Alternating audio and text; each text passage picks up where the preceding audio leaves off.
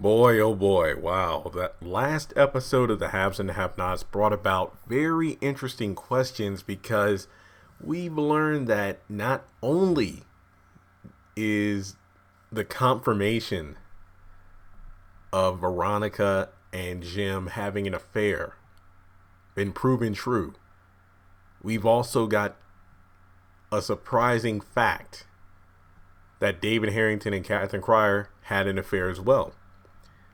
And it occurred on Katheryn and Jim's wedding night. And Jim, who seems unbothered by it, is like, well, at least somebody slept with her.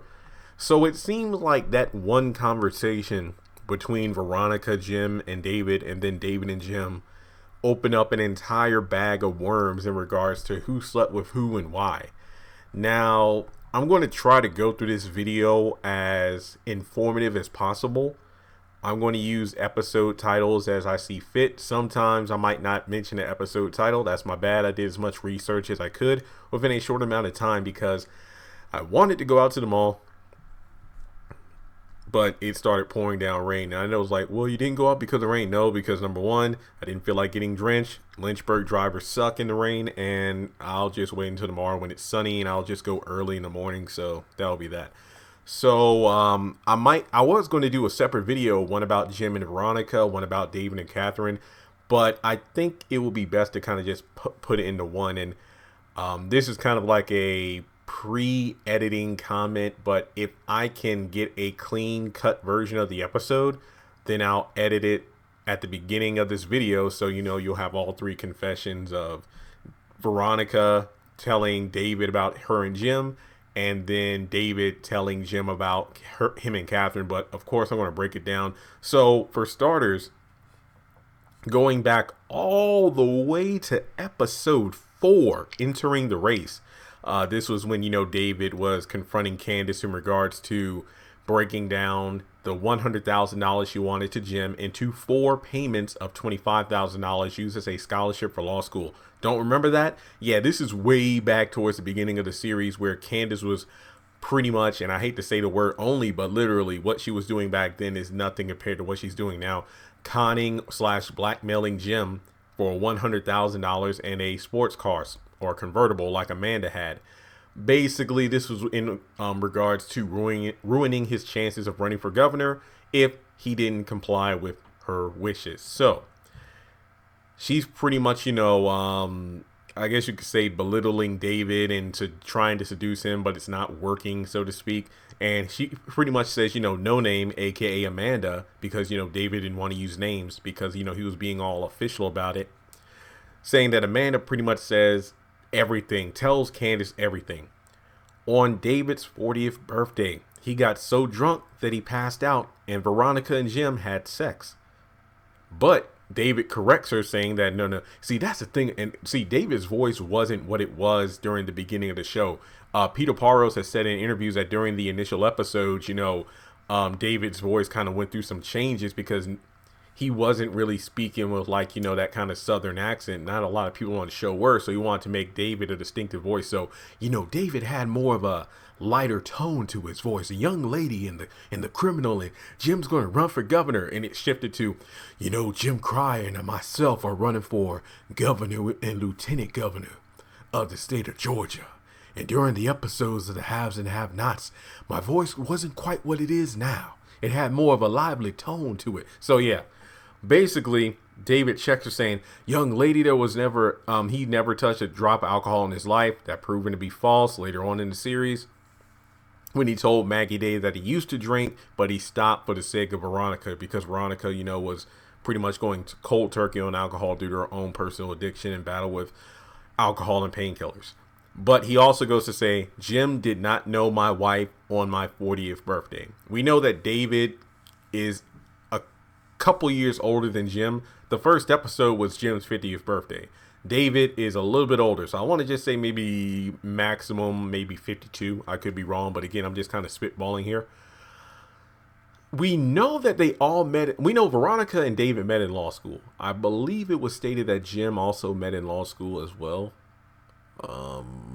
But then again, they've made so many. Look, guys, I'm referencing episodes from back in like 2013 and 2014. So it things get retconned. It shouldn't be a surprise to anyone. Sad to say, but overall, episode 4, and then we move on to episode 91, Pieces of the Puzzle.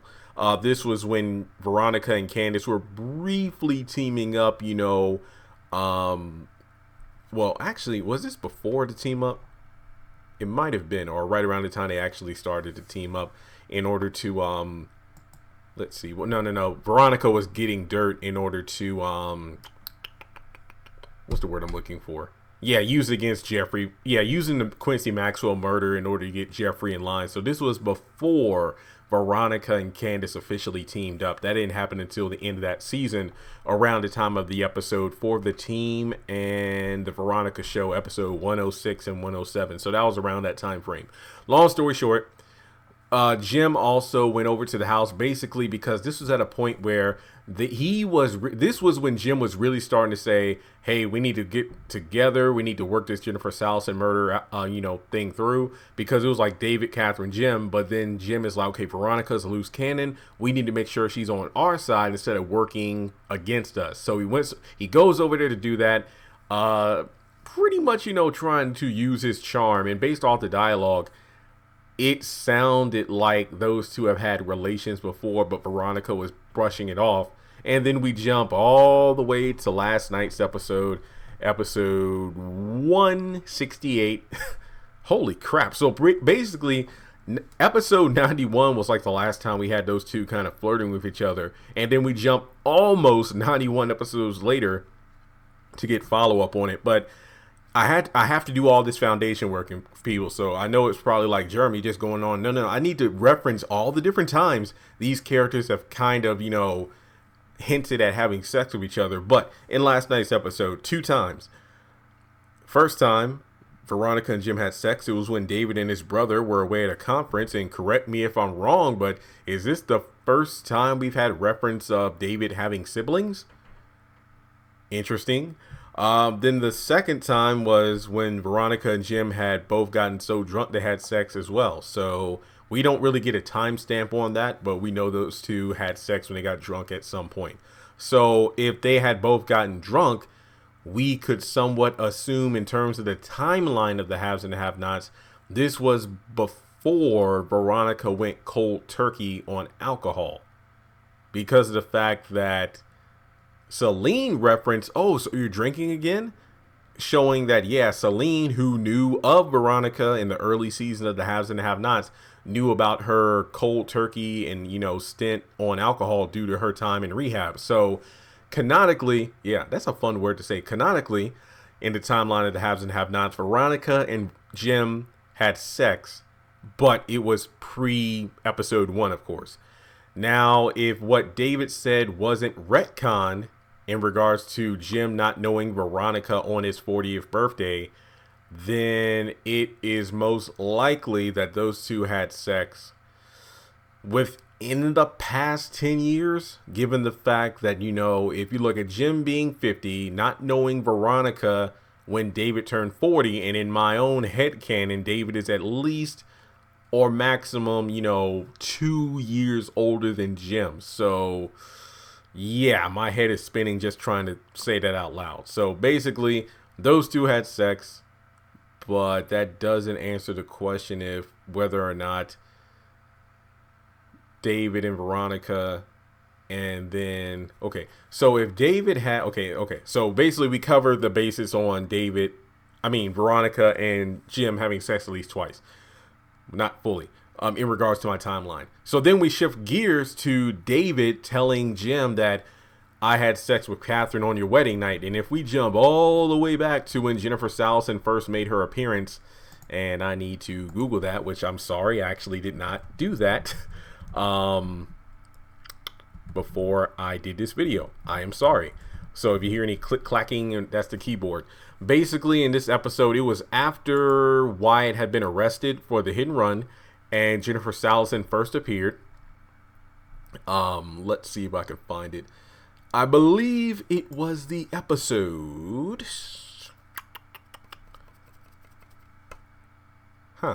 You'll Be Sorry? Was that the episode? 2014. It was when Wyatt was in jail, and we pretty much, let's see. Family issues. No more hiding. Guys, I'm sorry. I really should have looked this up. Wyatt is arrested. Yeah, it was either, yeah, You'll Be Sorry, I believe. Basically, that's when it's Maggie, David, Veronica, Jim, Katheryn, and yeah, they're all at the jail. Jennifer Salson makes her appearance, makes it known that she doesn't like Jim and David, and then she leaves. And then Jim and Katheryn pretty much go at each other. It's like, oh, great, Jim, what have you done to her now? How'd you piss her off? Did you sleep with her and didn't call back? Yes, I slept with her on our wedding night. She was in the room next to us, and, you know, and this was like in 2014, almost 6 years ago, guys. So this was during the time, yeah, Jim said it the way he usually does. So it was difficult to determine if he was being sarcastic or if he was being serious. But based on all this news coming out, you know, remember, I thought, like, you know, David was the choir boy who wasn't messing around. I don't know. Jim and Jennifer probably had sex on his wedding night, because as he told David, somebody had to have sex with Katheryn. So yeah, and then that begs the question, did Katheryn come on to David? Did David come on to Katheryn? Did David already have maybe a possible suspicion about Veronica cheating? Did Katheryn know about Veronica's cheating ways and decided to tell that to David? Did those two find comfort in each other because maybe Katheryn was, you know, sad about being alone on her wedding night, and then, you know, she gave it to David? I don't know, and I don't feel like doing a headcanon of, wait a minute, is David really Wyatt's father? Is David Amanda's father? No, I don't think so. Will I probably do a video on that? Yeah, because I know it will get views. Honestly, I could use a few before the month ends up, but there are so many questions in regards to that. Because people last week were saying, damn, Jeremy, look at David. What the hell, David? David would give up Veronica for Katheryn? I'm guessing we'll find out why. And I'm guessing this confession explains why. And then you get to, the episode, like, what was it called? Was it It's Okay to Love or Mother's Love, episode 87 or 88? Basically, when David arrives at Katheryn's house, this was when Jennifer Salson was still on the floor dead, and Katheryn and Veronica were fighting. And then, you know, David is trying to aid Katheryn, dress her wound because she had gotten cut or whatever. And Veronica's like, you two are working against me. And, you know, this was basically after David had been through a lot with Veronica up to that point, so obviously he wasn't talking to her. So I'm guessing that David and Jennifer Salison's affair, the rumors that George told Veronica about, are true, because there was the episode, which I do not have the title in front of me. It was the one where, you know, David and everyone else were in jail after they had been arrested by Jennifer in the episode When the Chickens Come. This was right before Maggie's lie in the newspaper got David out of jail. So I want to say this was around, maybe it was episode 5, Immunity. I think it was episode 66, Immunity, because Jennifer Salson was saying, if you pretty much throw Jim under the bus, then I'm going to let you walk. So I think that's when, you know, Jennifer had David in the interrogation room and then came on to him, and then it's like, you were loyal to a fault. So I'm thinking that Jennifer and David probably had relations in the past, but David just decided not to leave Veronica. That's what I'm thinking happened. So my goodness, guys, this video was kind of like, I hope I made sense. I covered as many points as I could, because, well, guys, you know, things in this show keep being retconned in terms of dates, ages, and things like that. I'm not going to lie, though, this was a very interesting scene because it gave me a lot to think about. But overall, we know that Jim and Veronica had sex at least twice. We know that Katheryn and David had sex once. Flashbacks would be nice, not necessarily to the actual sex scenes, but in regards to what brought about those moments. let me put it this way: with with Jim and Veronica, it makes sense because they pretty much, kind of despise each other, that they probably like each other so much. Obviously, Jim has shown that he loves a little flavor in his women, Celine being, Hispanic, and, Candace and, being chocolate, and Veronica. And I could definitely see the appeal, though. Their clashing personalities will obviously lead to an attraction.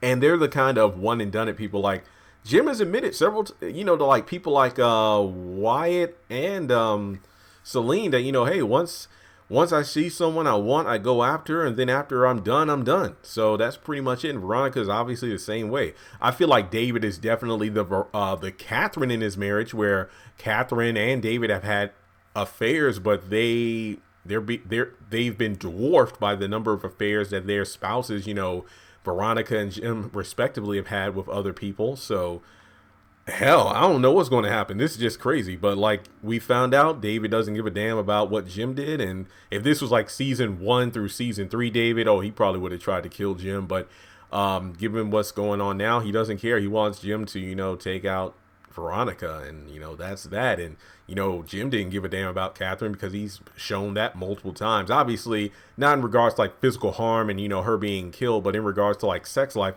he doesn't give a shit. So there we go. But with that being said, guys, let me know your thoughts in the comment section below. This is quite the topic to talk about. And like I said, this was why I gave last night's episode a 7 out of 10. It was kind of a boring episode, but the last several minutes in that hospital scene are what got me thinking so much. So I haven't done a video like this that have had my, brain just working overtime in a couple weeks, and I like it. So what do you think of this timeline? Do you think we'll ever get any kind of callbacks to when and why they had sex with each other? Or at this point, do you think it's just like a dog eat dog world? Because, and I don't mean that in a sexual way. It's like, is every man for himself? Well, technically, Veronica is really the only person out for herself, because you got David and Jim pretty much, tag teaming Veronica. Well, technically, David handed the keys over to Jim to take her out.